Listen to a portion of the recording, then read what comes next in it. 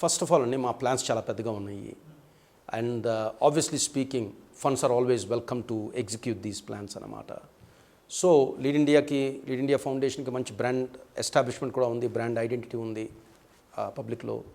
So ఎవరెవరైతే మేము మంచి పని చేస్తున్నామని చెప్పి అర్థమవుతుందో ముందుకొచ్చి మాతో దే ఆర్ ఆల్ వెల్కమ్ అండి. బికాజ్ మేము ఒక ఇనిషియేషనే చేస్తున్నాము, వీఆర్ ఇనిషియేటింగ్ ది ప్రాసెస్ అన్నమాట. But this is a responsibility of every Indian citizen including corporate citizens. So మా తరఫున మేము ఇన్ఫామ్ చేస్తాము, అవేర్నెస్ పెంచుతాము. But whether they wish to participate not participate అన్నది కార్పొరేట్ డెసిషన్స్ అండి అవి. So our job is to provide the information, ఎందుకంటే we understand that we are doing work selflessly, serving the nation with a dream of making dream India real. So అది అర్థమైతే నా ఒపీనియన్లో any conscious individual citizen or a corporate citizen will come forward to support us. Of course everybody is welcome. మేము చేసే work అంతా CSR oriented అండి.